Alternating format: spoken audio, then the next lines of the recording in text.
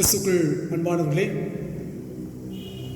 மீண்டுமாக இந்த பரிசுத்தமான ஓய்வு நாளிலே பகல் வேளையிலே இந்த காணொலி மூலமாக உங்களை நான் சந்திப்பதிலே அதிக மகிழ்ச்சி அடைகின்றேன். கர்த்தர் நமக்கு இப்படிப்பட்ட ஒரு நல்ல ஒரு வாய்ப்பை தேவன் நமக்கு கிருபையை தந்திருக்கிறார்.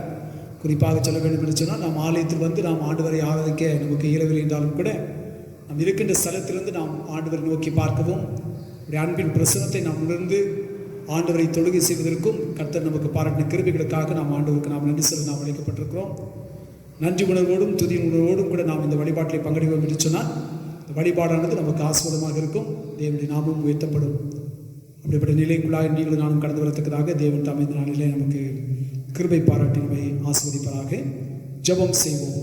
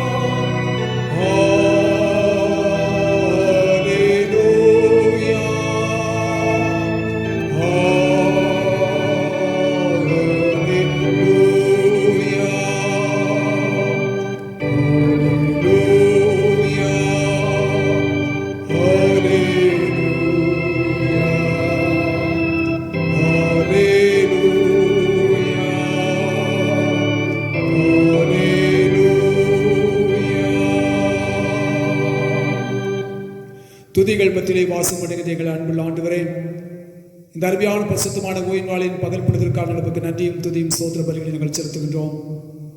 ஆண்டவரே, நாங்கள் மை ஆராதிப்பதற்காக நாங்கள் கடந்து வந்திருக்கின்றோம். மை ஆராதிக்கின்ற பொழுது ஆவியோடும் உண்மையோடும் பரிசுத்த சிந்தையோடும் முழு இருதயத்தோடும் தகுந்த வணக்கத்தோடும் பணிவோடும் இந்த பரிசுத்தமுள்ள நாமத்தை நாங்கள் ஆராதித்து மகிமைப்படுத்த நீர் எங்களுக்கு அருள் பாராட்ட வேண்டும் என்று நாங்கள் மன்றாடுகிறோம். சுவாமி, எங்கள் யாருடைய சிந்தனைகள் எல்லாம் உங்களுடைய சமூகத்தில் பிரியமுள்ளதாய் காணப்படத்தக்கதாக ஆண்டவரை எங்களுக்கு ஒத்தாசை புரியும்படியாக இப்படி சமூகத்தில் ஒப்புக் கொடுக்கின்றோம். இப்படி அன்பின் பிரசனத்தில் நாங்கள் அனைவரும் களி கூர்ந்து முதநாமத்தை மகிமைப்படுத்தி எங்களுக்கு அருள் பாராட்டும். ஆரம்ப முதல் முடிமட்டமாக இப்படி அன்பின் பிரசனத்திற்குள் கர்த்தாவை நாங்கள் கடந்து வருவதற்கு எங்களுக்கு உதவி செய்யும். துதி கன மகிமையெல்லாம் நாங்கள் செலுத்துகின்றோம். மீட்பர் இயேசு கிறிஸ்துவின் இன்ப நாமத்தில் வேண்டிக் கொள்வது எங்கள் பரலோக பிதாவே, ஆமேன். தேவனுடைய பிரசனமுள்ள நாமத்துக்கு மகிமையுண்டாக்கு ஆராதனைக்கு ஆர்வமாக்கி நாம் அனைவரும் சேர்ந்து கிறிஸ்தவை பாமாலைக்கிதம் 139 பாடுவோம். பாமாலைக்கிதம் 139. தெய்வாவை மனவாசராய் வந்தனல் மூட்டுவே, மடியாரின் உள்ளத்தில் மாக்கிரியை செய்குவேன். பாமாலைக்கிதம் 139.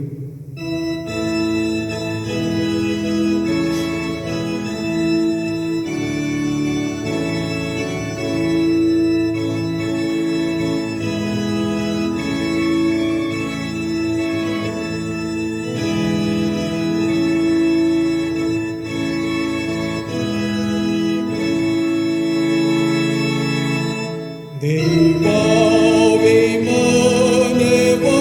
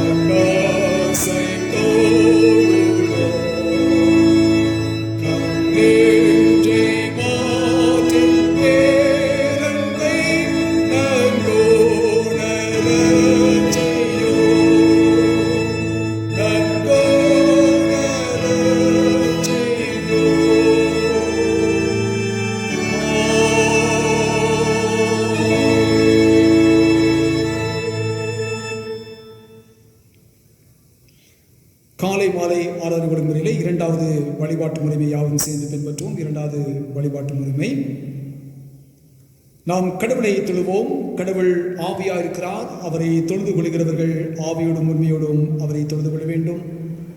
நம்முடைய பிதாவாகிய கடவுளாலும் கர்த்தராகிய இயேசு கிறிஸ்துவினாலும் உங்களுக்கு கிருபையும் சமாதானமும் உண்டாவதாக. இது கர்த்தர் உண்டு பண்ணின நாள், இதனை களி கூர்ந்து மகிழ கடவோம். சூரியன் உதிக்கும் திசை தொடங்கி அது அஸ்தமிக்கும் திசை மட்டும் கர்த்தருடைய நாமம் துதிக்கப்படுவதாக. நமக்கு அருளப்பட்ட பரிசுத்த ஆவியினால் கடவுளின் அன்பு நமது இருதயங்களில் ஊற்றப்பட்டிருக்கிறது. ஆண்டவரே, எங்கள் உதடுகளை திறந்திருளோம், அப்பொழுது எங்கள் வாய் உம்முடைய புகழை அறிவிக்கும். பிதாவுக்கும் குமாரனுக்கும் பரிசுத்த ஆவிக்கும் மகிமை உண்டாவதாக. ஆதியிலும் இப்பொழுதும் எப்பொழுதுமான சதா காலங்களிலும் மகிமை உண்டாவதாக. ஆமென். திரியேக கடவுளை நாம் போற்றுவோம். எங்கள் தந்தையாம் கடவுளே, உமது வல்லமையாலும் ஞானத்தாலும் எல்லாவற்றையும் படைத்து உமது குமாரன் எங்கள் இரட்சகராய் தரும்படி உலகத்தில் அன்பு கூர்ந்தீரே, உம்மை போற்றுகிறோம். குமார் நாம் கடவுளே, பாவத்தை தவிர்த்து எல்லாவற்றையும் எங்களைப் போல் மனிதனாக்கி எங்கள் பாவங்களுக்காக ஒப்புக் கொடுக்கப்பட்டு எங்கள் நீதிக்காக உயிர்த்தெழும்பியவரே, உம்மை போற்றுகிறோம். பரிசுத்த ஆவியானவராகிய கடவுளே, எல்லா உண்மைக்குள்ளும் எங்களை வழிநடத்தி கடவுளின் அன்பை எங்கள் நெஞ்சில் பொழிகின்றவரே, உம்மை போற்றுகிறோம். பிதா, குமாரன், பரிசுத்த ஆவியாகிய கடவுளே, உமக்கே காலம் எல்லா புகழும் மகிமையும் உண்டாவதாக. ஆமென். நமக்கு பாவமில்லை என்போமானால் நம்மை நாமே வஞ்சிக்கிறவர்களாகவும் நமக்குள் உண்மை இல்லை. நமது பாவங்களை அறிக்கையிட்டால் பாவங்களை நமக்கு மன்னித்து எவ்வித அநீதம் நீங்க நம்மை சுத்திகரிப்பதற்கு அவர் நம்பத்தக்கவரும் நீதியும் உள்ளவர். நான் எழுந்து என் தாப்பிடத்தில் போய், தகப்பனே, பரத்துக்கு விரோதமாக உமது பார்வையிலும் பாவம் செய்தேன், இனி உம்முடைய மகன் என்று சொல்லப்படுவதற்கு நான் பாத்திரன் அல்லன், உம்முடைய கூலிக்காரர்கள் ஒருவனாக என்னை வைத்துக் கொள்ளும் என்பேன். கடவுள் ராஜ்யம் சமீபத்திருக்கிறது. மனம் திரும்பி சுவிசேஷத்தில் நம்பிக்கை வையுங்கள். நமது பலவீனங்களுக்காக பரிதவிக்க முடியாத பிரதான ஆசிரியர் நமக்கிறாமல் எல்லா விதத்திலும் நம்மை போல் சோதிக்கப்பட்டோம். பாவம் இல்லாத பிரதான ஆசிரியரே நமக்கு இருக்கிறார். நாம் முழங்கால் படியிட்டு மௌனமாக நம்மை நாமே சோதனை செய்வோம்.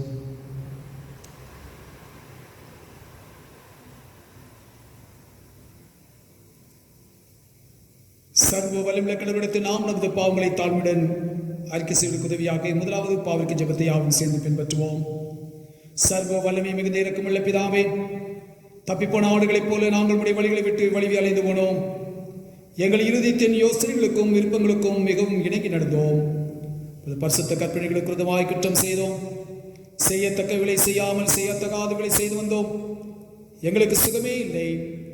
ஆனாலும் ஆண்டவரே, தேவரீர் எங்கள் ஆண்டவராக இயேசு கிறிஸ்துவின் மூலமாய் மனிதர்களுக்கு அருளி செய்த வாக்கு தத்துவங்களின்படியே பாக்கியமுள்ள குற்றவாளிகளாய் எங்களுக்கு இறங்கும். தப்பிதங்களை அறிக்கையிடுகிற எங்கள் மேல் பொறுமையாயிரும். பாவத்தின் நிமித்தம் துக்கப்படுகிற எங்களை சீர்படுத்தும். மிகவும் இரக்கமுள்ள பிதாவே, உடைய பரிசுத்த நாமத்துக்கு மகிமை உண்டாகும்படி நாங்கள் இனி தேவ பக்தியும் நீதியும் தெளிந்த புத்தி உணர்வாய் நடந்து வர இயேசு கிறிஸ்துவின் நிமித்தம் எங்களுக்கு கிருபை செய்துள்ளோம். ஆமென். சர்வ வல்லமை மிகுந்த இரக்கமுள்ள ஆண்டவர் மன்னிப்பையும் பாவ நிவர்த்தியும் உங்களுக்கு கட்டளையிட்டவர்களை வாழ்க்கையை சீர்படுத்துவதற்கான காலத்தையும் தமது பரிசுத்தாவின் கிருபையும் தேற்றதையும் தந்தல்வராக. ஆமென். ஆண்டவரை துதிங்கள். ஆண்டவர் நாமம் துதிக்கப்படுவதாக. நாம் அனைவரும் சேர்ந்து 100ஆம் சங்கீதத்தை சொல்லுவோம். சங்கீதம் 100. பூமியின் குடிகளே, எல்லாரும் கர்த்தரை கெம்பீரமாய் பாடுங்கள். மகிழ்ச்சியோடே கர்த்தருக்கு ஆராதனை செய்து ஆனந்த சத்தத்தோடே அவர் சந்நிதி முன் வாருங்கள். கர்த்தரே தேவன் என்று அறியுங்கள். நாம் அல்ல, அவரே நம்மை உண்டாக்கினார். நாம் அவர் ஜனங்களும் அவர் மேய்ச்சலின் ஆடுகளுமாயிருக்கிறோம். அவர் வாசல்களில் துதியோடும் அவர் பிரகாரங்கள் புகழ்ச்சியோடும் பிரவேசித்து அவரை துதித்து அவருடைய நாமத்தை ஸ்தோத்திரியுங்கள். கர்த்தர் நல்லவர், அவருடைய கிருபை என்றைக்கும் அவருடைய உண்மை தலைமுறை தலைமுறைக்கும் உள்ளது. பிதாவுக்கும் குமாரனுக்கும் பரிசுத்த ஆவிக்கும் மகிமை உண்டாவதாக. ஆதியிலும் இப்பொழுதும் எப்பொழுதுமான சதா காலங்களிலும் மகிமை உண்டாவதாக. ஆமீன். திருமுறை பகுதிகள் வாசிக்க கேட்போம். வாசிக்க தெரிந்து கொள்ளப்பட்ட முதலாம் வேத பாடம் எசேக்கியேலின் தீர்க்கதரிசன புஸ்தகம் 36ஆம் அதிகாரம் வசனங்கள் 24 முதல் 36 வசனங்கள் வாசிக்க கேட்போம். The first lesson is taken from the prophetical book of Ezekiel, 36th chapter, verses from 24 to 36. எசேக்கியேல் 36:24 முதல்.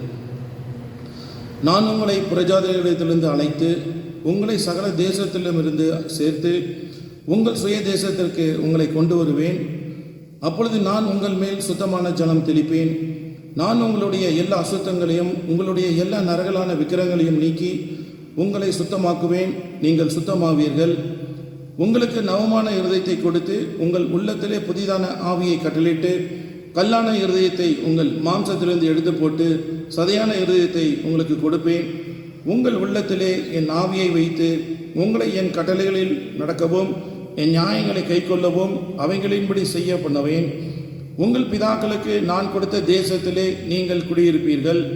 நீங்கள் என் ஜனமாய் இருப்பீர்கள்.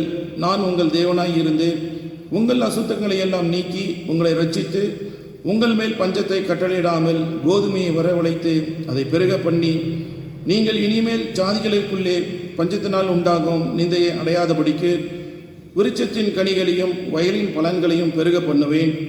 அப்பொழுது நீங்கள் உங்கள் பொல்லாத மார்க்கங்களையும் உங்கள் தகாத கிரியைகளையும் நினைத்து உங்கள் அக்கிரமங்களின் நிமித்தமும் உங்கள் அருவருப்புகளின் நிமித்தமும் உங்களையே ஆலோசிப்பீர்கள். நான் இப்படி செய்வது உங்கள் நிமித்தமாக அல்லவென்று கர்த்தராகிய ஆண்டவர் சொல்லுகிறார். இது உங்களுக்கு அறியப்பட்டிருக்க கடவது. இஸ்ரவேல் வம்சத்தாரே, உங்கள் வழிகளின் நிமித்தம் வெட்கி நாணுங்கள். கர்த்தராகிய ஆண்டவர் சொல்லுகிறது என்னவென்றால், நான் உங்கள் அக்கிரமங்களையெல்லாம் நீக்கி உங்களை சுத்தமாக்கும் காலத்திலே பட்டணங்களில் குடியேற்றுவிப்பேன். அவாந்தரமான ஸ்தலங்களும் கட்டப்படும். பாழாக்கப்பட்ட தேசம் கடந்து போகிற யாருடைய பார்வைக்கும் பாழாய் கிடக்கிறதற்கு பதிலாக பயிரிடப்படும். பாழாய் கிடந்த இத்தேசம் ஏதேன் தோட்டத்தை போலாய் சென்றும் அவாந்தரமும் பாலும் நிர்மூலமும் இந்த பட்டணங்கள் அரணிப்பானவைகளும் குடியேற்றப்பட்டவைகளும் இருக்கிறது என்றும் சொல்லுவார்கள். கர்த்தராகிய நான் நிர்மூலமானவர்களை கட்டுகிறேன் என்றும் பாலாதனை பயிர் நிலமாக்குகிறேன் என்றும் அப்பொழுது உங்களை சுற்றிலும் உள்ள மீதியான ஜாதிகள் அறிந்து கொள்வார்கள். கர்த்தராகிய நான் இதை சொன்னேன், இதை செய்வேன் என்று என்பது. வாசிக்க வேண்டிய முதலாம் வேதப்பாடம் வாசித்தாயிற்று. தேவனே உமக்கு ஸ்தோத்திரம் உண்டாவதாக. வாசிக்க தெரிந்து கொள்ளப்பட்ட இரண்டாம் வேத பாடம் அப்போஸ்தலருடைய நடபடிகள் புஸ்தகம் 2ஆம் அதிகாரம் 1 முதல் 13 வரை. அப்போஸ்தலர் 2ஆம் அதிகாரம் 1 முதல். பெந்தெகோஸ்தே என்னும் நாள் வந்தபோது அவர்கள் எல்லோரும் ஒருமனப்பட்டு ஓரிடத்திலே வந்திருந்தார்கள். அப்பொழுது பலத்த காற்று அடிக்கப்படுகிற முழக்கம் போல வானத்திலிருந்து சடிதியாய் ஒரு முழக்கம் உண்டாகி அவர்கள் உட்கார்ந்திருந்த வீடு முழுவதையும் நிரப்பிற்று. அல்லாமலும் அக்னிமயமான நாவுகள் போல பிரிந்திருக்கும் நாவுகள் அவர்களுக்கு காணப்பட்டு அவர்கள் ஒவ்வொருவர் மேலும் வந்து அமர்ந்தது. அவர்கள் எல்லோரும் பரிசுத்த ஆவியினால் நிரப்பப்பட்டு ஆவியானவர் தங்களுக்குள் தந்தருளின வரத்தின்படியே வெவ்வேறு பாஷைகளிலே பேசத் தொடங்கினார்கள். வானத்தின் கீழே இருக்கிற சகல தேசத்தாரிலிருந்து வந்த தேவ பக்தியுள்ள யூதர்கள் அப்பொழுது எருசலேமிலே வாசம் பண்ணினார்கள். அந்த சத்தம் உண்டான போது திரளான ஜனங்கள் கூடி வந்து தங்கள் தங்கள் பாஷைகளிலே அவர்கள் பேசுகிறதை அவரவர்கள் கேட்டபடினாலே கலக்கமடைந்தார்கள். எல்லோரும் பிரமித்து ஆச்சரியப்பட்டு ஒருவரை ஒருவர் பார்த்து, இதோ பேசுகிறவர்கள் எல்லோரும் கலிலேயர் அல்லவா? அப்படி இருக்க நம்மில் அவரவர்களுடைய ஜென்ம பாஷைகளிலே இவர்கள் பேச கேட்கிறோமே, இது எப்படி? பார்த்தரும் மேதரும் எலமித்தரும் மெசபெதோமியா யூதேயா கப்பதோக்கியா பொந்து ஆசியா பிரிக்கியா பம்பிலியா எகிப்து என்னும் தேசத்தார்களும் சிரேனே பட்டணத்தை சுற்றிலும் இருக்கிற லீபியாவின் திசைகளிலே குடியிருக்கிறவர்களும் இங்கே சஞ்சரிக்கிற ரோமாபுரியரும் யூதரும் யூத மார்க்கத்தை அமைத்தவர்களும் கிரேத்தரும் அரேபியருமாகிய நாம் நம்முடைய பாஷைகளிலே இவர்கள் தேவனுடைய மகத்துவங்களை பேச கேட்கிறோமே என்றார்கள். எல்லோரும் பிரமித்து சந்தேகப்பட்டு இது என்னமாய் முடியுமோ என்று ஒருவரொருவர் சொல்லி கொண்டார்கள். மற்றவர்களோ இவர்கள் மதுபானத்தினால் நிறைந்திருக்கிறார்கள் என்று பரியாசம் பண்ணினார்கள் என்பதே. வாசிக்க தெரிந்து கொள்ளப்பட்ட வேத பாடம் வாசித்தாயிற்று. கிறிஸ்துவே உமக்கே மகிமை உண்டாவதாக. இன்றைய நாளுக்கென்று வாசிக்கும்படியாக தெரிந்து கொள்ளப்பட்ட நற்செய்தி பகுதி யோவான் நற்செய்தி நூல் 20ஆம் அதிகாரம் வசனங்கள் 19 முதல் 23 வரை. யோவான் நற்செய்தி நூல் 20ஆம் அதிகாரம் 19ஆம் வசனம் துவங்கி 23 வரை. வாரத்தின் முதல் நாளாகிய அன்றைய தினம் சாயங்கால வேளையிலே சீஷர்கள் கூடியிருந்த இடத்தில் யூதர்களுக்கு பயந்ததினால் கதவுகள் பூட்டியிருக்கையில் இயேசு வந்து நடுவே நின்று, உங்களுக்கு சமாதானம் என்றார். அவர் இப்படி சொல்லி தம்முடைய கைகளையும் விலாவையும் அவர்களுக்கு காண்பித்தார். சீஷர்கள் கர்த்தரை கண்டு சந்தோஷப்பட்டார்கள். இயேசு மறுபடியும் அவர்களை நோக்கி, உங்களுக்கு சமாதானம் உண்டாவதாக. பிதா என்னை அனுப்பினது போல நானும் உங்களை அனுப்புகிறேன் என்று சொல்லி அவர்கள் மேல் ஊதி பரிசுத்த ஆவியை பெற்றுக்கொள்ளுங்கள். எவர்களுடைய பாவங்களை மன்னிக்கிறீர்களோ அவைகள் அவர்களுக்கு மன்னிக்கப்படும். எவர்களுடைய பாவங்களை மன்னியாதிருக்கிறீர்களோ அவைகள் அவர்களுக்கு மன்னிக்கப்படாதிருக்கும் என்றார். வாசிக்கும்படியாய் தெரிந்து கொள்ளப்பட்ட நற்செய்தி பகுதி வாசித்து நிறைவாயிற்று. கிறிஸ்துவே உமக்கே மகிமை உண்டாவதாக. ஜெபம் செய்வோம்.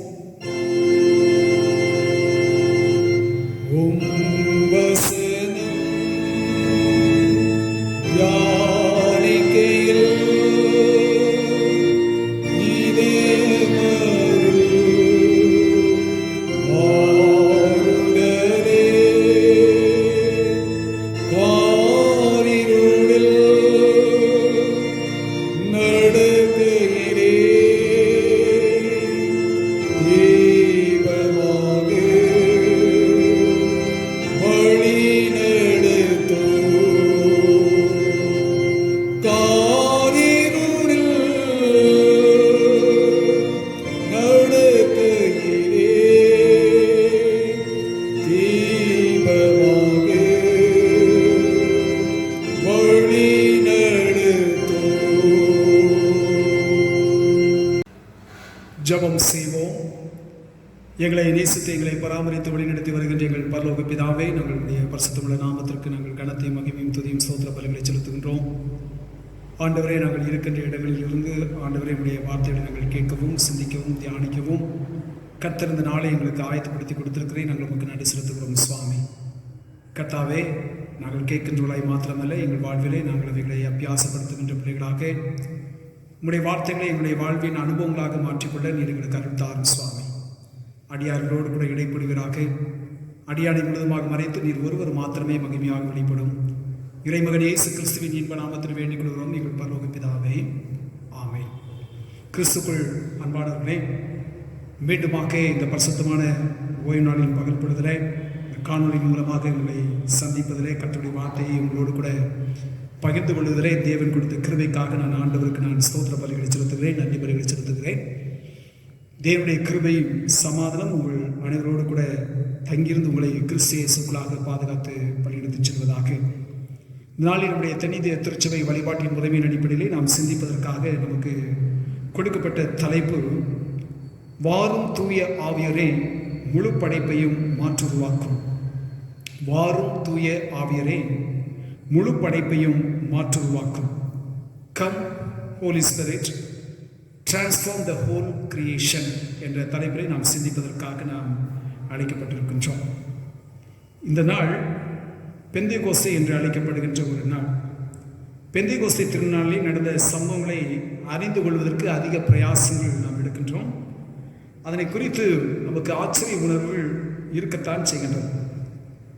அந்த நாள் திருச்செங்கோடைய பிறந்த நாள் என்பதை நாம் அறிந்திருக்கின்றோம். அப்போஸ்தலர்களின் புத்தகம் 2ஆம் அதிகாரம் 41ஆம் வசனத்திலிருந்து 47ஆம் வசனம் வரையிலுமாக இருக்கின்ற பகுதியை நாம் எடுத்து வாசித்து பார்க்கின்ற பொழுது இதனை நாம் தெளிவாக புரிந்து கொள்ள முடியும். அதில் குறிப்பாக 41ஆம் வசனம் 47ஆம் வசனம் விதமாய் சொல்கிறது, அவனுடைய வார்த்தையை சந்தோஷமாய் ஏற்றுக்கொண்டவர்கள் ஞான ஸ்நானம் பெற்றார்கள். அன்றைய தினம் ஏறக்குறைய 3000 பேர் சேர்த்துக் கொள்ளப்பட்டார்கள். தேவனை துதித்து ஜனங்கள் எல்லாரிடத்திலும் தயவு பெற்றிருந்தார்கள். ரட்சிக்கப்படுகிறவர்களை கர்த்தர் அனுதினமும் சபையை சேர்த்து கொண்டு வந்தார் என்று திருச்செங்கோடைய வரலாறு எப்படி அது உருவாக்கப்பட்டது, அதனுடைய இயக்கம் என்ன என்பதை குறித்த நிலைகளை குறித்து நாம் இந்த பகுதியிலே வசனங்களிலே நாம் பார்க்கின்றோம். அவை தூய ஆவியர் தாமே திருச்சபை உருவாக்குவதிலே அது ஒரு பெரிய ஒரு இயக்கமாக உருவாக்குவதிலே அவருடைய பங்களிப்பு அதிகமாக இருக்கிறது என்பதை நாம் மறுக்கிறார். தூய ஆவியர் இல்லாதபடிக்கு ஒருவன் கிறிஸ்துவனுடைய சீஷத்துவ பணி அவனால் செய்ய முடியாது. வாழ்வளிக்கின்ற ஆவியர் இல்லாதபடிக்கு கிறிஸ்தவ வாழ்வை ஒரு மனிதனாலே வாழ இயலாது. வாய்மையினுடைய ஆவியர் இல்லாதபடிக்கு புரிந்து கொள்ளுதல் இல்லை. ஆவியருடைய துணை இல்லாதபடிக்கு கிறிஸ்துவுக்கு ஏற்ற கனிகளை அவனால் கொடுக்க முடியாது. அவை தூய ஆவியர் இல்லாமல் எந்த ஒரு மனிதனும் கிறிஸ்துவுக்கென்று அவன் சாட்சியாக நிற்கவோ அல்லது சாட்சியை பகிர்ந்திடவோ அவனால் முடியாது. அது எப்படிப்பட்டது என்று சொன்னால், உயிரில்லாத சரீரம் எப்படி எண்ணப்படுகிறதோ அப்படியே தூய ஆவியர் இல்லாத திருச்சபையும் எண்ணப்படுகிறது என்பதிலே சற்றும் கூட சந்தேகமில்லை.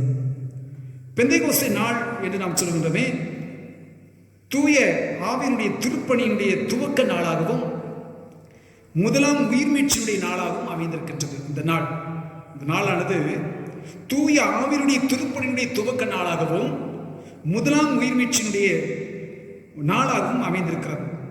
யூத மக்களுடைய சமய வாழ்க்கையிலே அவர்கள் அநேக பண்டிகைகளை கொண்டாடினார்கள். அதில் சிறப்பாக 3 பண்டிகைகள் முக்கியத்துவம் பெற்றதாக இருந்தது. அந்த 3 பண்டிகைகள் என்னவென்று சொன்னால், பஸ்கா பண்டிகை, பெந்தேகோஸ்தே பண்டிகை, கூடார பண்டிகை என்று அழைக்கப்படுகிறது. இந்த 3 பண்டிகைகளையும் யூதர்கள் மிகவும் சிறப்பு மிக்க ஒரு முக்கியத்துவம் வாய்ந்த ஒரு பண்டிகைகளாக அவர்கள் ஆசரித்து வந்தார்கள். பெந்தேகோஸ்தே என்ற பண்டிகையின் இது பஸ்கா பண்டிகையிலிருந்து 7 வாரங்கள் சென்ற பின்பதாக கொண்டாடப்படுகின்ற ஒரு பண்டிகை. இது இன்னொரு விதத்தில் சொல்ல வேண்டும் என்றால் வாரங்களின் பண்டிகை என்றும் அழைக்கப்படுகிறது. யாத்ரா புத்தகம் 34வது அதிகாரம் 22 நாம் இதை குறித்து நாம் காணலாம். அது மாத்திரமல்ல, முதற்கனி செலுத்துகின்ற பண்டிகை என்றும் இது அழைக்கப்படுகிறது. எண்ணாம் புத்தகம் 28வது அதிகாரம் 26ஆம் வசனத்திலே நாம் இதை பற்றி நாம் பார்க்கின்றோம். அவை பஸ்கா பண்டிகைக்கு பின் 50ஆம் நாள் கொண்டாடப்படுவதால் பெந்தேகோஸ்தே பண்டிகை என்று இது அழைக்கப்படுகிறது. லேவியராம் புத்தகம் 23வது அதிகாரம் 15வது வசனம் 16வது வசனம் இந்த மாதிரி சொல்கிறது. அவை இதுக்கு பெண்டிகாஸ்ட் என்று நாம் ஆங்கிலத்தில் நாம் சொல்லுகின்றோம். பெண்டிகாஸ்டல் டே என்று நாம் சொல்லுகின்றோம், அல்லது பெண்டிகாஸ்டல் சண்டே என்று நாம் சொல்லுகின்றோம். இந்த பெண்டிகாஸ்ட் என்று அழைக்கப்படுகிற அந்த சொல் ஒரு கிரேக்க சொல். இதற்கு என்ன பொருள் என்று சொன்னால் 50வது நாள் என்று அதற்கு பொருள். இந்த பண்டிகையானது பஸ்கா பண்டிகை கொண்டாடுவது போல இஸ்ரவேல் ஜனங்கள் எகிப்தின் அடிமைத்தனத்திலிருந்து அவர்கள் மீட்டெடுக்கப்பட்டதான அற்புதமான அந்த மீட்பை பற்றியும், சீனாய் மலையிலே அவர்கள் நியாயப்பிரமாணம் அவர்களுக்கு கொடுக்கப்பட்டது, இவை இரண்டையும் அவர்கள் நினைவு கூர்ந்தவர்களாக இந்த பண்டிகையை எருசலேமிலே கொண்டாடும் பொழுதுதான் தூய ஆவியானவர் அவர்களுக்கு அருளப்படுகின்றார். பொழிந்தருளப்பட்ட ஆவியர் படைப்புகளிலே மாற்று உருவாக்கத்தை ஏற்படுத்துகின்றார். வாசிக்கிட்ட அருமையான திருமுறை பகுதிகள் வழியாக சிந்தித்து பார்ப்போம் என்று சொன்னால் 2 காரியத்தை நான் உங்களிடத்தில் சிந்தனைக்காக பகிர்ந்து கொள்ள நான் ஆசிக்கின்றேன். பரிசுத்த ஆவியர் மாற்று உருவாக்கம் செய்கின்றாரே, எவைகளில் அவர் மாற்று உருவாக்கம் செய்கின்றார்? முதலாவதாக பார்ப்போம் என்று சொன்னால், ஜனங்களை மாற்று உருவாக்கம் செய்கின்ற தூய ஆவியர் என்பதை நாம் தெளிவாக நாம் அறிந்து கொள்ள, புரிந்து கொள்ள, உணர்ந்து கொள்ள நாம் அழைக்கப்பட்டிருக்கின்றோம். ஜனங்களை என்று சொல்கின்ற பொழுது அவருடைய ஜனங்கள் அல்லாதவர்கள், அவருடைய ஜனங்கள் அல்லாதவர்கள் என்று சொல்கின்ற பொழுது அவரை பற்றி அறியாதவர்கள், அல்லது அவரை அறிந்திருந்தும் அவரை ஏற்றுக்கொள்ள மனமற்றவர்களாக இருக்கின்றவர்கள், பாவத்தினாலே விலக்கி வைக்கப்பட்ட ஜனங்கள், இப்படிப்பட்டவர்கள் மீண்டும் மாற்று உருவாக்கத்தை பெற்றுக்கொள்வதற்காக, ஒரு புதிதான வாழ்வை அவர்கள் பெற்றுக்கொள்வதற்காக அந்த மாற்று உருவாக்கத்தினுடைய சிந்தனையை, உணர்வை அவருடைய உள்ளங்களிலே, இருதயங்களிலே, நினைவுகளிலே ஏற்படுத்தி கொடுப்பது தூய ஆவியர் என்பதை நாம் தெளிவாக நாம் புரிந்து கொள்ள நாம் அழைக்கப்பட்டவர்களாக இருக்கிறோம். அதை வேறொரு விதத்திலே நாம் சொல்ல வேண்டும் என்று சொன்னால், அவருடைய ஜனங்களாக மாற்றப்படுகிறோம் என்று சொன்னால் பழைய மனிதனுடைய வாழ்வு களையப்பட்டு புதிய வாழ்வை பெற்றுக்கொள்வது, புதிய மனிதனை பெற்றுக்கொள்வது, அல்லது புதிய மனிதனுடைய தெய்வீக சாயலை பெற்றுக்கொள்வது. அதை பவுல் தன்னுடைய நிருபத்தில் எழுதுகின்ற பொழுது சொல்லுகின்றார். 2 கொரிந்தியர் 5வது அதிகாரம் 17வது வசனத்தை வாசித்து பார்க்கின்ற பொழுது சொல்லுகிறார், ஒருவன் கிறிஸ்துவுக்குள் இருந்தால் பழையவைகள் ஒழிந்தது, எல்லாம் புதிதானது. பழையவைகள் ஒழிந்தது, எல்லாம் புதிதாயின. அப்படி என்றால் ஒருவன் கிறிஸ்துவுக்குள் வருகின்ற பொழுது, கிறிஸ்துவை ஏற்றுக்கொண்டு கிறிஸ்துவனுடைய அடிச்சுவடுகளை பின்பற்ற வேண்டும் என்று சொல்கிறதான அந்த உணர்வை கொடுக்கின்றவர் ஆவியர் தான். அந்த ஆவியர் அவனுடைய இருதயத்துக்குள்ளாய் கிரியை செய்யத்தக்கதாக தன்னுடைய வாழ்வை அவன் ஒப்பு கொடுக்கின்ற பொழுது அவனுடைய பழைய மனிதன் சுவாபங்கள் எல்லாம் அவனை விட்டு அகற்றப்படுகிறது. புதிய சாயலை அவன் தரித்துக் கொள்கின்றான், தெய்வீக சாயலை தரித்துக் கொள்கின்றான், கிறிஸ்துவின் சாயலை உடையவனாக அவன் மாற்றம் பெறுகின்றான். இது எப்போது நடக்கிறது என்று சொன்னால், தூய ஆவியர் அவனுக்குள் கிரியைகளை நடப்பிக்கின்ற பொழுதுதான். அவை ஜனங்களை அவர் என்ன செய்கிறாரா? மாற்று உருவாக்கம் செய்கின்றார். மாற்று உருவாக்கம் என்று சொல்கின்ற பொழுது புதிதான ஜனங்களாக அவர்களை மாற்றுகின்றார். பழைய மனிதனை களைந்து போட்டு பாவத்தினுடைய சாயல்கள் எல்லாம் களையப்பட்டு மீண்டும் கிறிஸ்துவின் சாயலே புதுப்பிக்கப்பட்ட மனிதர்களாக உருவாக்கப்படுகின்றார்கள். அதுதான் பரிசுத்த ஆவியானவர் செய்கின்ற ஒரு பெரிய பலத்த கிரியாக இருக்கிறது. அது மாத்திரமே இந்த ஆவியர் எப்படி அதை செய்கின்றார் என்றால், ஒரு மனிதனுக்குள்ளாக எப்படிப்பட்ட உணர்வை கொடுக்கிறார் என்றால், தவறுகள் செய்கின்ற பொழுது, பிழைகள் செய்கின்ற பொழுது, பாவம் செய்கின்ற பொழுது அவர்களுக்குள் உணர்த்தி காட்டுகின்றவர் ஆவியார். அவர்கள் என்ன பாவம் செய்திருக்கிறார்கள், என்ன தவறுகள் செய்திருக்கிறார்கள், என்ன பிழைகள் செய்திருக்கிறார்கள், அவர்கள் விலகிச் சென்ற காரியங்கள் என்ன என்பது எல்லாவற்றையும், கடவுளுடைய நீதி என்ன, கடவுளுடைய நியாயம் என்ன, இவைகள் எல்லாவற்றையும் குறித்து தெளிவாக உணர்வை கொடுக்கின்றவர் பரிசுத்த ஆவியார். வேதம் சொல்லுகிறது, யோவான் நற்செய்தியில் 16வது அதிகாரம் 8வது வசனத்தை நாம் வாசித்து பார்க்கின்ற பொழுது வேதம் சொல்லுகிறது, அவர் வந்து பாவத்தை குறித்தும் நீதியை குறித்தும் நியாய தீர்ப்பை குறித்தும் உலகத்தை கண்டித்து உணர்த்துவார். அவர் வந்து பாவத்தை குறித்தும், பாவத்தை மாத்திரமல்ல, தேவனுடைய நீதி என்ன, அந்த நீதி எப்படிப்பட்ட நீதியாக இருக்கிறது, எப்படி தேவன் அதை விளங்கச் செய்கிறார் என்பதை குறித்தும், நியாய தீர்ப்பை குறித்தும் அவர் உலகத்தை கண்டித்து உணர்த்துகின்றார். உலகம் என்று சொல்றது இந்த இடத்துல நாம் புரிந்து கொள்ள வேண்டியது என்னவென்று சொன்னால், ஜனங்கள். ஜனத்தை என்ன செய்கிறார்? கண்டித்து உணர்த்துகிறவராக இருக்கின்றார். சுத்திகரிப்பை உண்டாக்குகின்ற உணர்வை கொடுக்கின்றவர் தூய ஆவியர். வாசிக்கிட்ட அருமையான 1வது திருமுறை பகுதியை நாம் கேட்டோம்.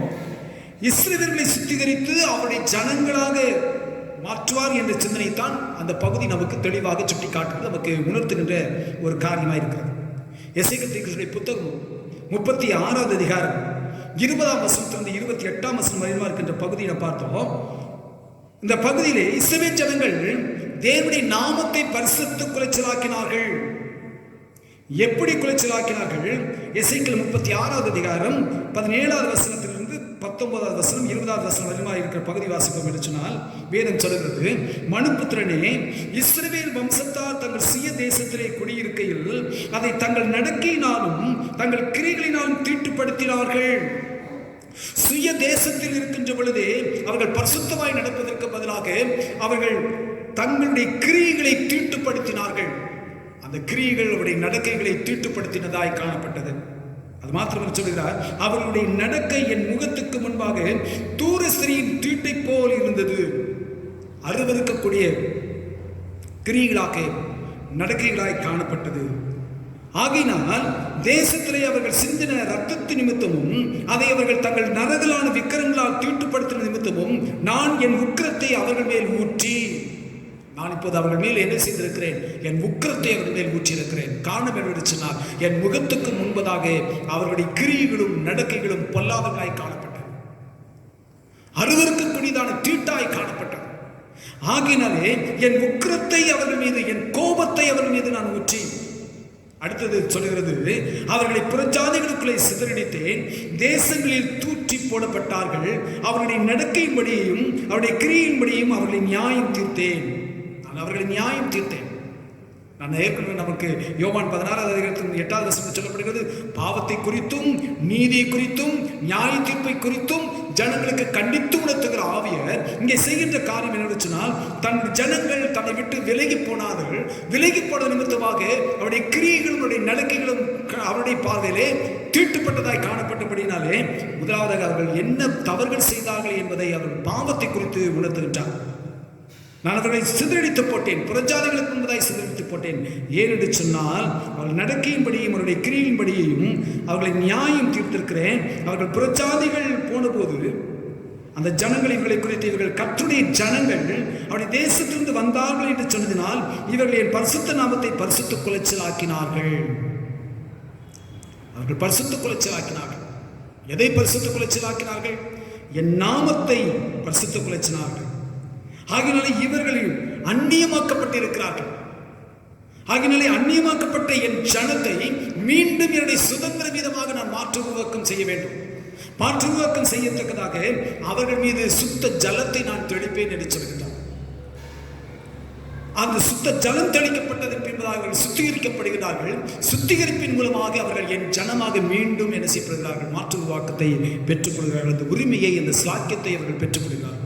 எசேக்கியேல் புத்தகம் 36வது அதிகாரம் 25வது வசனத்திலே நாம் அதை குறித்து நாம் பார்க்கின்றோம். அது மட்டுமல்ல, எசேக்கியேல் 36வது அதிகாரம் 26வது வசனத்திலே ஒரு காரியத்தை குறித்து ஆண்டவர் அங்கு தெளிவாக சொல்லுகின்றார். என்ன சொல்கிறார்? ஒரு வாக்கினை ஆண்டவர் கொடுக்கின்றார். உங்களுக்கு நவமான இருதயத்தை கொடுத்து உங்கள் உள்ளத்திலே புதிதான ஆவியை கட்டளையிட்டு கல்லான இருதயத்தை உங்கள் மாம்சத்திலிருந்து எடுத்து போட்டு சதையான இருதயத்தை உங்களுக்கு கொடுப்பேன். ஆண்டவர் கொடுக்கின்ற காரியம், உங்களை நான் முதலாவதாக நான் சுத்திகரிப்பு செய்வேன். சுத்திகரிப்பு செய்ததன் பின்பதாக அதோடு கூட அப்படியே விட்டுவிடாதபடிக்கு உங்களுக்கு ஒரு ஆசீர்வாதமான ஒரு வாக்கினை நான் கொடுக்கின்றேன். அந்த வாக்கு உங்கள் வாழ்வில் ஒரு பெரிய மாற்றத்தை உருவாக்கும். எப்படிப்பட்ட மாற்றத்தை உருவாக்கும்?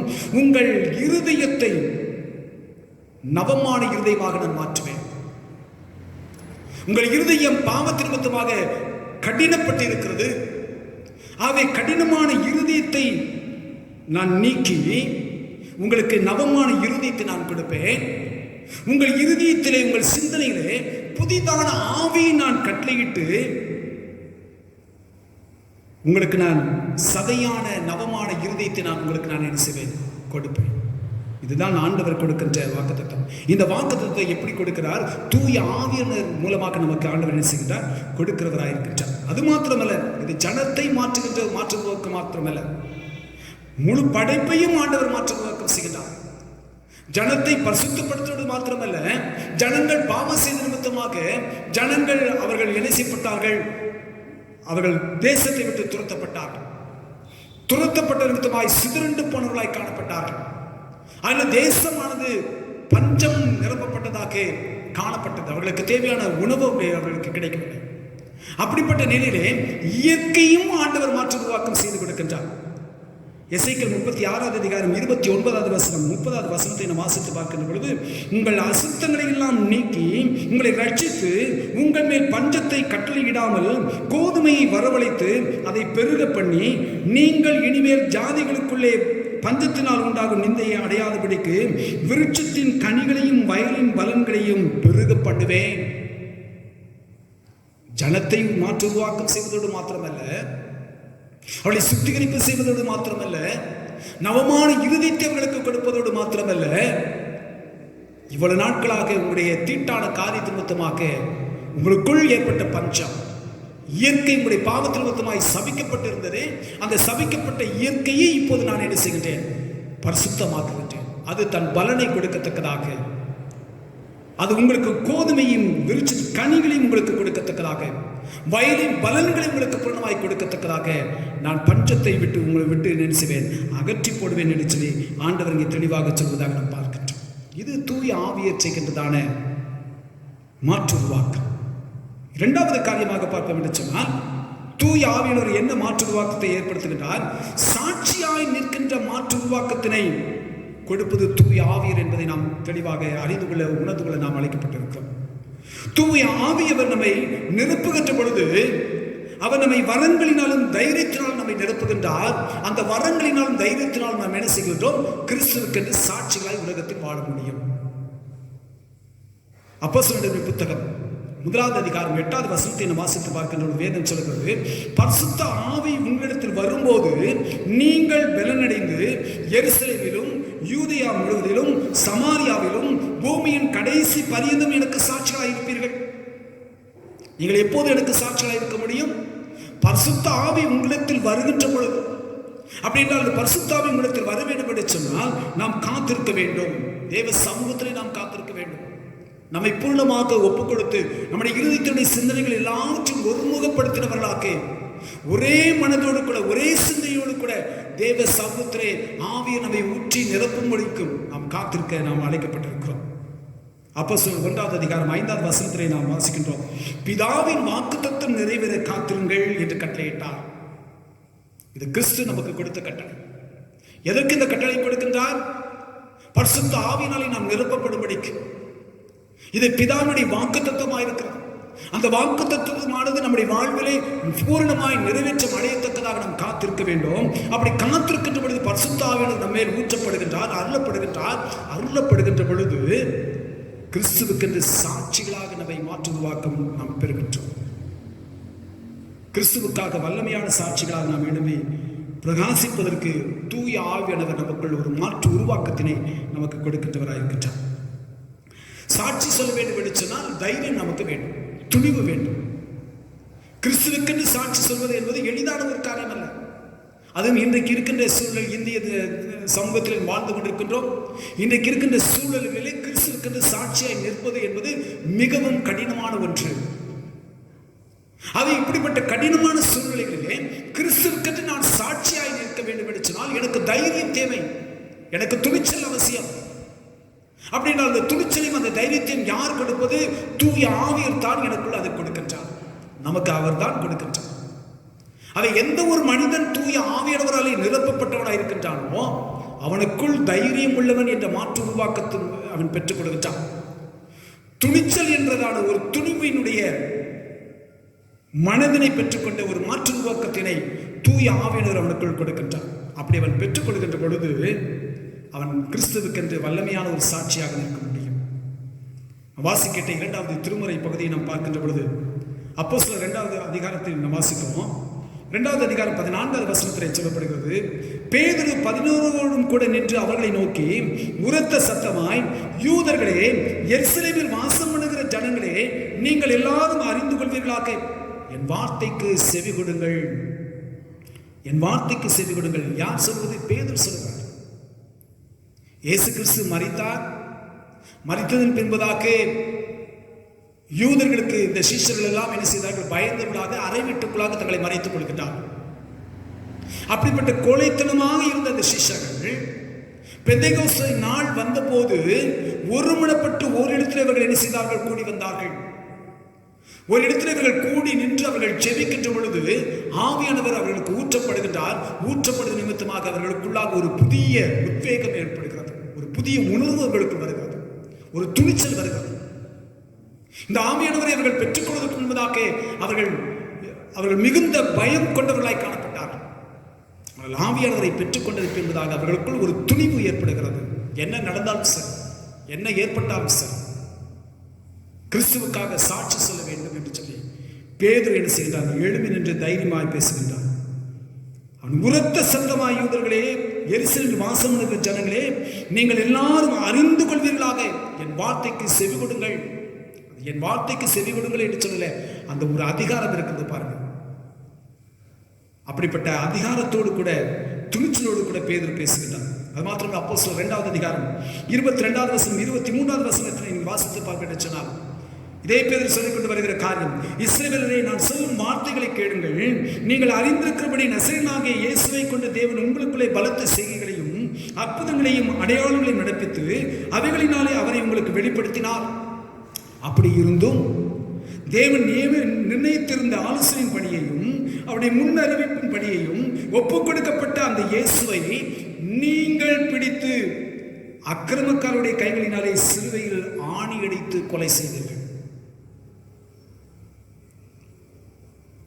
ஆண்டவரை விசாரிப்பதற்காக அழைத்துக் கொண்டு போகின்றார்கள். பேதுரு சற்று அப்பாலே பின்தொடர்ந்து போய் கொண்டிருக்கின்றான். அந்த அரண்மனை முற்றத்திலே அமர்ந்து கொள்கின்றான். அங்கே வருகிறவர்கள் இவன் இயேசுவோடு கூட இருந்தவர்கள் என்று சொல்கின்ற பொழுது, நான் அவரை அறியேன் என்று சொல்லி அவரை சபிக்கவும் செய்த பேதுரு. அப்படிப்பட்ட பேதுரு கோழைத்தனமாக இருந்தவர்கள், சாவுக்கு பயந்தவர்கள், தங்களையும் இயேசுவை போல தங்களையும் பிடித்துக் கொண்டு போய்விடுவார்கள், தங்களுக்கும் தண்டனை வந்துடுமோ என்று சொல்லி உணர்ந்து பார்த்துக்கின்ற பேதுரு இப்போது அவன் சொல்லுகின்றான், நான் சொல்லுகிற வார்த்தைகளை கேளுங்கள். நீங்கள் இயேசுவை பிடித்து அக்கிரமக்காரருடைய கைகளினாலே சிலுவையில் ஆணி அடித்து கொலை செய்தீர்கள். அந்த அளவுக்கு இந்த தைரியம் எப்படி அவளுக்குள் வந்தது? தூய ஆவியர் அவளுக்குள் ஏற்படுத்தின மாற்றுருவாக்கம், தூய ஆவியர் அவளுக்குள் கொடுத்த தைரியம். அந்த தைரியம் தான், அந்த பலன் தான் அவளுக்கு ஒரு துணிவை கொண்டு வருகிறது. எந்த ஜனங்களுக்கு பயந்து நடுங்கி ஒளிந்து கொண்டிருந்தார் பேதுரு, அந்த ஜனத்தார் மத்தியிலே நீங்கள் கொலை செய்தீர்கள். அவ்வளவு தைரியமாக அவர் பேசுகிறார். அவை தூய ஆவியர் நமக்குள் இருக்கின்ற பொழுது, அவர் நம்மை நிரப்புகின்ற பொழுது நம்மை மாற்று உருவாக்கம் செய்கின்றார். தைரியம் நிறைந்தவர்களாக நம்மை மாற்று உருவாக்கம் செய்கின்றார். எதற்காக இந்த தைரியம் எடுத்தினால்? கிறிஸ்துவுக்காய் சாட்சி சொல்வதற்காக. அது மாத்திரமல்ல, வரங்களினாலும் நம்மை நிரப்புகின்றார். அப்போஸ்தலர் 2 அதிகாரம் 4 வசனத்தை வாசித்து பார்க்கின்ற பொழுது, அவர்கள் எல்லாரும் பரிசுத்த ஆவியினால் நிரப்பப்பட்டு ஆவியானவர் தங்களுக்கு தந்துள்ள வரத்தின்படியே வெவ்வேறு பாஷைகளில் பேசத் தொடங்கினார்கள். அவர்கள் ஒருமனப்பட்டு ஒரு இடத்தில் கூடி வந்து ஜெபித்தார்கள், ஊக்கமாய் ஜெபித்தார்கள், ஒரே மனதோடு கூட ஜெபித்தார்கள், ஒரே சிந்தனோடு கூட ஜெபித்தார்கள். ஜெபிக்க ஜெபிக்க ஜெபிக்க அந்த இடம் அசைந்தது. அதை உணர்கின்றார்கள். பரிசுத்த ஆவியானவர் அக்கினிமயமான நாவை போன்று அவர்கள் மேல் வந்து இறங்குகின்றார். அது இறங்கினது என்பதாக அவர்களுக்குள் ஒரு பெரிய மாற்றம் வருகிறது. வெறுமையாய் இந்த சிஷ்யர்கள் இப்பொழுது வரத்தினாலே நிரப்பப்பட்டவர்களாய் மாறுகிறார்கள். எப்படிப்பட்ட வரம்? வெவ்வேறு பாஷைகளில் பேச ஆரம்பித்தார்கள். அங்கே அநேக ஜனங்கள் கூடியிருக்கிறார்கள். வெவ்வேறு விதமான பாஷைகளை பேசுகிற பொழுது அங்கே கூடியிருந்த ஜனங்கள் எல்லாருக்கும் அவர்களுக்கு ஒரு பெரிய ஆச்சரியமாய் காணப்படுகிறது. இவர்கள் எப்படி நம்முடைய பாஷையில் பேசுகிறார்கள்? இவர்களுக்கு எப்படி நம்முடைய பாஷைகள் தெரியும்? ஒரு பெரிய கேள்வியும் அங்கே எழுப்புகிறது. அவர்களுக்குள்ளாக ஒரு ஆச்சரியமும் எழுப்புகிறது. காரணம் என்று சொன்னால், தூய ஆவியர் அவர்களுக்குள் ஏற்படுத்துகின்ற கிரியைகளினாலே, தூய ஆவியர் அவர்களுக்குள் கொடுக்கின்றதான வரத்தினுடைய உணர்வினாலே அவர்கள் அந்நிய பாஷைகளிலே பேச ஆரம்பித்தார்கள். ஆவியர் இந்த அந்நிய பாஷைகளுடைய வரம் மாத்திரமல்ல, அநேக வரங்களை ஆண்டவர் ஆவியாளர் நமக்கு கொடுக்கின்றார். அதை பவுல் அடிகளார் சொல்கின்ற பொழுது 1 கொரிந்தியர் 12 அதிகாரம் 4 வசனத்திலிருந்து 11 வசனம் வரை இருக்கிற பகுதியை நாம் வாசித்து பார்க்கின்ற பொழுது பவுல் தெளிவாக சொல்கிறார். 1 கொரிந்தியர் 12 அதிகாரம் 4 வசனத்திலிருந்து 11 சொல்கிறது, வரங்களில் வித்தியாசங்கள் உண்டு, ஆவியானவர் ஒருவரே, ஊழியங்களிலும் வித்தியாசங்கள் உண்டு, கர்த்தர் ஒருவரே, கிரியைகளிலேயும் வித்தியாசங்கள் உண்டு, எல்லாருக்குள்ளும் எல்லாவற்றையும் நடப்பிக்கிற தேவன் ஒருவரே. ஆவினுடைய அனுக்கிரகம் அவனவனுடைய பிரயோஜனத்திற்கென்று அளிக்கப்பட்டிருக்கிறது. எப்படி எனில், ஒருவனுக்கு ஆவியினாலே ஞானத்தை போதிக்கும் வசனமும், வேறொருவனுக்கு அந்த ஆவியினாலே அறிவை உணர்த்தும் வசனமும், வேறொருவனுக்கு அந்த ஆவியினாலே விசுவாசமும், வேறொருவனுக்கு அந்த ஆவியினாலே குணமாக்கும் வரங்களும், வேறொருவனுக்கு அற்புதங்களை செய்யும் சக்தியும், வேறொருவனுக்கு தீர்க்கதரிசனம் உரைத்தலும், வேறொருவனுக்கு ஆவிகளை பகுத்தறிதலும், வேறொருவனுக்கு பற்பல பாஷைகளை பேசுதலும், வேறொருவனுக்கு பாஷைகளை வியாக்கியானம் பண்ணுதலும் அளிக்கப்படுகிறது. இவைகளை எல்லாம் அந்த ஒரே ஆவியானவர் நடப்பித்து தமது சித்தத்தின்படியே அவனவனுக்கு பகிர்ந்து கொடுக்கிறார். அவனவனுக்கு பகிர்ந்து கொடுக்கிறார். எப்படி அவர் பகிர்ந்து கொடுக்கிறார்? தம்முடைய சித்தத்தின்படியே, தம்முடைய விருப்பத்தின்படியே அவனவனுக்கு பகிர்ந்து கொடுக்கின்றார். அவை பவுல் இங்கே அழகாக ஒரு பெரிய பட்டியலை கொடுக்கின்றார். பல வரங்களை பற்றி அவங்க பேசுகின்றார்.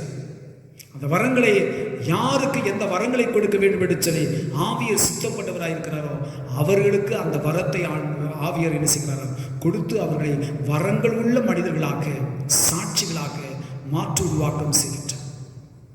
கிறிஸ்துக்குள் அன்பார்ந்த பிள்ளைகளே, நம்முடைய வாழ்விலே அவர் பழையவைகள் எல்லாவற்றையும் களைந்து போட்டுவிட்டு புதியவைகளை நாம் தரித்துக் கொள்ளத்தக்கதாக அவருடைய ஜனமாக நாம் மாற்றம் பெற வேண்டும் என்பதற்காக அவர் தாமே நம்மை சுத்த ஜலத்தினாலே தெளித்து, அவருடைய திரு ரத்தத்தினாலே நம்மை தெளித்து, நம்மை சுத்திகரித்து நம்மை அவருடைய ஜனங்களாக மாற்று உருவாக்கம் செய்கின்றார்.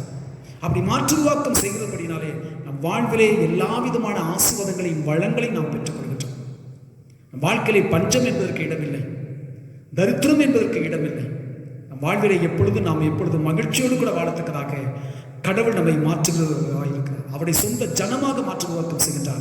அவர் மாற்று உருவாக்கம் செய்யப்பட வேண்டும் என்று சொன்னால் நாம் அவருக்கென்று நம்மை கொடுக்க வேண்டும்.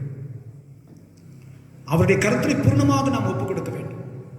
அது மாத்திரமல்ல, வரங்களை பெற்றவர்களாக தைரியத்தோடு கூட துணிச்சலோடு கூட கிறிஸ்துவுக்கென்று சாட்சி பகர வேண்டும் என்று சொன்னார். ஒரு சிந்தையோடு கூட, ஒரு மனதோடு கூட தேவ சமூகத்தில் நாம் காத்திருக்க வேண்டும். அப்படி நம்மை ஒப்பு கொடுத்து நாம் காத்திருக்கின்ற பொழுது தூய ஆவியர் தாமே நம்மை வரங்களினால் நிரப்புகின்றார், தைரியத்தை நாம் பெற்றுக் கொள்கின்றோம். அப்படிப்பட்ட மாற்று வாக்கத்தை கொடுப்பது தூய ஆவியர் என்பதை நாம் இந்த நாட்களிலே அதிகமாக நாம் உணர நாம் அழைக்கப்பட்டுள்ளாக இருக்கின்றோம். திருச்சபை தூய ஆவியராலே ஸ்திரப்படுத்தப்பட்டிருக்கிறது. தூய ஆவியராலே மாற்றுருவாக்கம் செய்யப்பட்டிருக்கிறது. அந்த மாற்றுருவாக்கம் செய்யப்பட்டிருக்கிறதான ஒரு பெரிய இயக்கமாக எழுப்பப்பட்டிருக்கிற இந்த திருச்சபைகளிலே நாம் அங்கங்களாக இருக்கின்றோம். நம்முடைய வாழ்விலே அந்த உணர்வும் அந்த அணுவும் நமக்குள் இருக்கிறதா? சற்று உருவாக்கம் செய்திருக்கிறார் என்ற அந்த சிந்தனை எனக்குள் எழுப்புகின்றதா? அந்த நம்பிக்கை எனக்குள் வருகின்றதா? அந்த விசுவாசம் எனக்குள் வருகின்றதா? அந்த அனுபவத்தோடு கூட நான் பிரயாணிக்கின்றவனாய் காணப்படுகிறேனா? இல்லை என்று சொன்னால் ஏதோ நான் கிறிஸ்தவன் என்று சொல்லிக் கொள்கிற அந்த பேரொரு அளவிலே நான் கிறிஸ்தவனாக வாழ்ந்து கொண்டிருக்கின்றேன். ஒவ்வொருடைய வாழ்விலும் மாற்றுருவாக்கம் ஏற்பட வேண்டும். மாற்றுருவாக்கம் ஏற்பட வேண்டும் என்று சொன்னால் தூய ஆவிடத்திலே நம்மை தாழ்த்தி நம்மை ஒப்புக் கொடுக்க நாம் அழைக்கப்படுகின்றோம். அவருடைய நிரப்புதலுக்காக நாம் அவருடைய சமூகத்திலே விசுவாசத்தோடு கூட நம்மை நாமே தாழ்த்தி நம்மை நாமே விட்டு கொடுத்தவர்களாக காத்திருக்க நாம் அழைக்கப்படுகின்றோம். அப்படி காத்திருக்கின்ற பொழுது நம்மை மாற்றுருவாக்கம் செய்கின்றார், நம்முடைய சூழல்களையும் அவர் மாற்றுருவாக்கம் செய்கின்றார். நாம் எப்பொழுதும் கர்த்தருக்குள்ளாக மாற்றுருவாக்கம் செய்யப்பட்ட பிள்ளைகளாக கர்த்தருக்கென்ற சாட்சிகளாக நாம் உலகத்திலே நிலைத்திருக்க முடியும். அப்படிப்பட்ட நிலைக்குள் நீங்கள் நானும் கடந்து வர தேவன் தாமே நமக்கு துணை பாராட்டுவதாக. ஆமென். தலைகளை தாழ்த்தி நாம் ஜெபிப்போம். நேசிக்கிற எங்கள் அன்பு நிறைந்த ஆண்டவரே, நீ தந்தமுடைய வார்த்தைகளுக்காக நமக்கு நன்றி செலுத்துகிறோம் சுவாமி. ஆண்டவரை மாற்றுருவாக்கத்தை நீர் ஏற்படுத்துகின்றனர். எங்கள் வாழ்விலே ஆண்டவரை நாங்கள் உங்களுடைய ஜனமாக நாங்கள் வாழ வேண்டும் என்று சொல்லி விரும்புகின்றேன். நாங்கள் உங்களுடைய ஜனமாய் வாழத்தக்கதாக உங்களுடைய திருக்குமாரனுடைய இரத்தத்தினாலே எங்களை கழுவி சுத்திகரிக்கின்றேன். நாங்கள் சுத்திகரிக்கப்படுகின்ற பொழுது எங்களுக்கு நவமான இருதயத்தை எங்களுக்கு தருகின்றேன். எங்களுடைய பொல்லாத சிந்தனைகள் ஆண்டவரே, உமக்கு பிடித்தமில்லாத சிந்தனைகள், தீட்டுப்படுத்துகின்ற காரியங்கள், இவள் எல்லாவற்றையும் விட்டு ஓய்ந்தவர்களாக கர்த்தாவே நாங்கள் உடைய பரிசுத்த நாமத்தை மகிமைப்படுத்துகின்ற ஜனங்களாக நாங்கள் மாற்றுருவாக்கம் செய்யப்படுகின்றோம். ஆண்டவரே, அப்படிப்பட்ட அனுபவம் எங்களிலே காணப்பட எங்களுக்கு உதவி செய்யும். மாத்திரமல்ல, உமக்கென்று நாங்கள் சாட்சிகளாய் ஒரு உலகத்திலே நாங்கள் ஜீவிக்கத்தக்கதாக, நாங்கள் இருக்கின்ற இடங்களில் நாங்கள் சாட்சிகளாய் ஜீவிக்கத்தக்கதாக, அயலத்தார் மத்தியிலே நாங்கள் சாட்சிகளாய் ஜீவிக்கத்தக்கதாக எங்களுக்கு தைரியம், எங்களுக்கு துணிவு எங்களுக்கு தேவை சுவாமி. நம்முடைய வரங்களினால் எங்களை நிரப்பும். அப்பொழுது ஆண்டவரை நாங்கள் உமக்கென்று உத்தம சாட்சிகளாக இந்த உலகத்திலே வல்லமையான கருவிகளாக நாங்கள் பயன்படுத்தப்பட முடியும் சுவாமி. அதற்கென்று எங்களை முற்றிலுமாக பூர்ணமாக ஒப்புக் கொடுக்கின்றோம். எங்களை பரிசுத்தப்படுத்தி உடைய வரங்களினால் எங்களை நிலைத்து உடைய வல்லமையினால் எங்களை ஆட்கொண்டு நடத்த வேண்டும் என்று இறைமகன் இயேசு கிறிஸ்துவின் இன்ப நாமத்திலே வேண்டிக் கொள்கின்றோம் எங்கள் பரலோக பிதாவே. ஆமென்.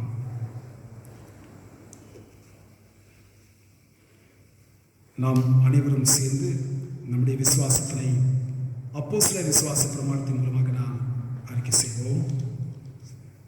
வானத்தையும் பூமியும் படைத்து சர்வவல்லமையுள்ள பிதாவாகிய தேவனை விசுவாசிக்கிறேன். அவருடைய ஒரே குமாரனாகிய நம்முடைய நாதர் இயேசு கிறிஸ்துவை விசுவாசிக்கிறேன். அவர் பரிசுத்த ஆவியினாலே கொண்டத்தில் உற்பத்தி பிறந்தார்.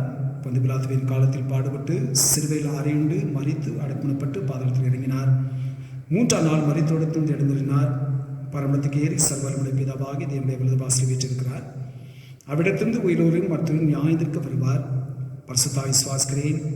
பொதுவாக இருக்கிற பரிசுத்த சபையும் பரிசுத்தவானுடைய ஐக்கியமும் பாவமன்னிப்பும் சரீரமும் நித்திய ஜீவனும் உண்டென்று விசுவாசிக்கிறேன். ஆமென். சபையருக்கு ஒரு அறிவிப்பு.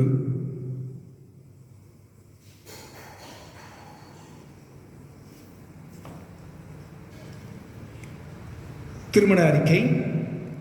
நமது சபையைச் சேர்ந்து திரு கே சுப்பிரமணியன் அவர்களின் குமாரன் செல்வன் எஸ் பிரசாத்தும், சிஎஸ்ஐ திருச்சி தஞ்சை திருமணம் தென்னிலை போது சேகரம், சிஎஸ்ஐ இமானுவேல் திருச்சபை சேர்ந்து திரு சி இமானுவேல் அவர்களின் குமாரத்தி செல்வி ஐ ரம்யாவும் பெரியவரால் நிச்சயிக்கப்பட்டு திருமணம் செய்துவிடப் போகிறார்கள். இவர்களை பரிசுத்த மெய் விவாகத்தில் சேர்க்கக்கூடாத நியாயமான தடைகள் காரணங்கள் உண்டென்று உங்களில் யாராயிலும் அறிந்திருந்தால் அதனை எழுத்து மூலம் எனக்கு தெரியப்படுத்தும்படி கேட்டுக்கொள்ளப்படுகின்றீர்கள். இது இவர்களுக்கு 2வது திருமண அறிக்கை. ஜெபம் செய்வோம். கர்த்தர் உங்களோடு இருப்பதாக, அவர் உமது ஆவியோடும் இருப்பதாக. கர்த்தாவே எங்களுக்கு இறங்கும். கிறிஸ்துவே எங்களுக்கு இறங்கும். கர்த்தாவே எங்களுக்கு இறங்கும்.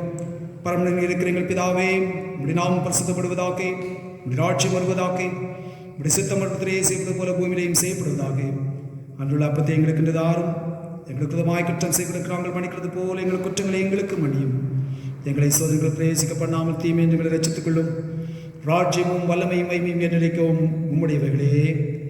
ஆமேன். ஆண்டவரே, உமது இரக்கத்தை எங்களுக்கு காண்பியும், உம்முடைய ரட்சிப்பை எங்களுக்கு அருளிச் செய்யும். ஆண்டவரே, எங்களை ஆளுபவர்களை வழிநடத்தும், அவர்களுக்கு பரத்திருந்து வரும் ஞானத்தை கொடுத்துள்ளோம். உடைய பணிவிடைக்காருக்கு நீதியை தரிப்பையும் நீ தெரிந்துவிட்ட ஜனத்தை சந்தோஷப்படுத்தும். ஆண்டவரே, உமது ஜனத்தை ரட்சியும், சுதந்திரத்தை ஆசீர்வதியும். ஆண்டவரே, எங்கள் காலத்தில் சமாதானத்தை தந்திடும். தேவரே அல்லாமல் உலகத்தை ஆளுபவர் வேறு ஒருவரும் இல்லை. கடவுளே, எங்கள் இருதயங்களை சுத்திகரியும், உடைய பரிசுத்தாவை எங்களிடத்திலிருந்து எடுத்துக்கொள்ளாதையும். சமாதானத்திற்காக நாம் ஜெபம் செய்வோம். சகல பரிசுத்த விருப்பங்களுக்கும், சகல நல்ல ஆலோசனைகளுக்கும், சகல நீதியான கிரியைகளுக்கும் காரணராகிய கடவுளே, உலகம் தரக்கூடாத சமாதானத்தை உமது அடியாராய் எங்களுக்கு தந்திடும். நாங்கள் உமது கற்பனைகளுக்கு கீழ்ப்படிந்து நடக்குமான உற்சாகங்களாயிருந்து சத்துருக்கள் பயமில்லாமல் இம்மாலை காக்கப்பட்டு ஆறுதலோடும் அமைதலோடும் எங்கள் ஜீவகாலத்தை போக்குவதற்கு எங்கள் இரட்சகர் இயேசு கிறிஸ்துவின் புண்ணியங்களை நிமித்தம் கிருபை செய்துள்ளோம். ஆமேன். தேவனுடைய கிருபைக்காக நாம் ஜெபம் செய்வோம். எல்லாம் வல்ல ஆண்டவரே, நித்திய பிதாவே, உமது பிரமாண வழிகளிலும் உமது கற்பனைகளுக்கு செய்த செயல்களிலும் ஈடுபட எங்கள் உடலையும் வாழ்க்கையும் வழிநடத்தி தூய்மைப்படுத்தி ஆளுகச் செய்யும். இவராக இங்கும் எப்பொழுதும் எங்கள் உடலும் உள்ளமும் உமது வலிமையால் பாதுகாக்கப்பட செய்யும். எங்கள் ஆண்டவர் இரட்சகருமான இயேசு கிறிஸ்துவின் மூலம் வேண்டிக் கொள்கின்றோம். ஆமேன். நாம் அனைவரும் சேர்ந்து பொதுவான ஸ்தோத்திர ஜெபத்தை பயபக்தியோடும் அர்ப்பணிப்போடும் தாழ்மையோடும் எடுப்போம். சர்வ வல்லமையுள்ள கடவுளே, சர்வ ஜீவ தயாபர பிதாவே, அபாத்திரான உமது அடியாராய் எங்களுக்கும் மற்றெல்லா மனிதருக்கும் தேவரே அடி செய்த பற்பல கிருபைக்காகவும் அன்புள்ள தயவிற்காகவும் நாங்கள் மிகுந்த தாழ்மையோடும் உடைய இதயத்தோடு உமக்கு ஸ்தோத்திரம் செலுத்துகிறோம். தேவரீர் எங்களை சிருஷ்டித்ததற்காகவும் காப்பாற்றுவதற்காகவும் இமைக்குரிய எல்லா சோதனைகளுக்காகவும் வைத்திருக்கிறோம். விசேஷமாக எங்கள் ஆண்டவராய் இயேசு கிறிஸ்துவினாலே உலகத்தை மீட்டுக்கொண்ட விலைமதியாத உமது அன்பிற்காகவும் கிருபையின் ரத்தினங்களுக்காகவும் மகிமை அடைவோம் என்கிற நம்பிக்கைக்காகவும் உமக்கு ஸ்தோத்திரம் செலுத்துகிறோம்.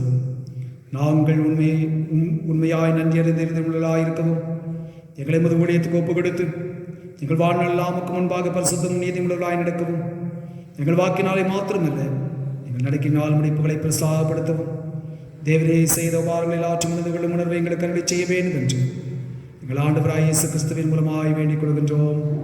அவருக்கும் தேவருக்கும் பரிசுத்த ஆவிக்கும் எல்லாம் மேன்மை மகிமையும் சதா காலங்களில் உண்டாவதாக. ஆமேன்.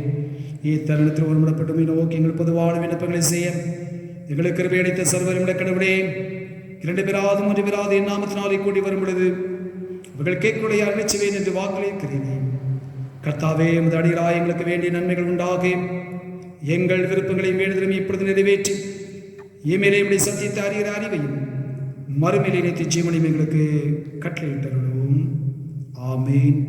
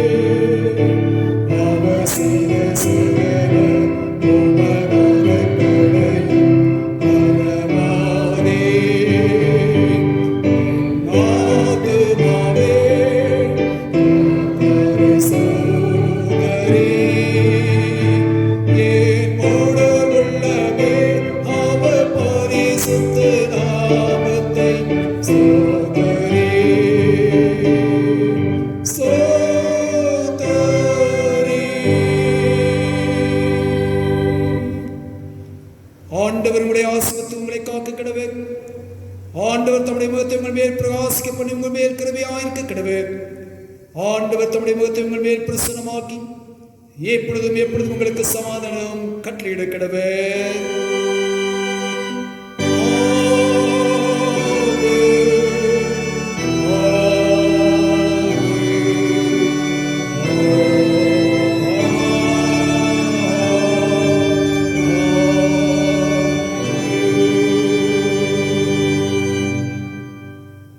God bless you.